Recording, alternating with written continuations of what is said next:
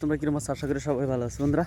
আজকের ভিডিও টপিকটা হলো যে আমরা যারা নাকি লাভ করে ব্রেকআপ হয়েছে নাকি আমরা জীবনের মধ্যে লাভ করে যারা নাকি ব্রেকআপ বালা ভাইয়া তারা লাগি একজন মোটিভেশনটা খুব ভালো ভিডিওটা।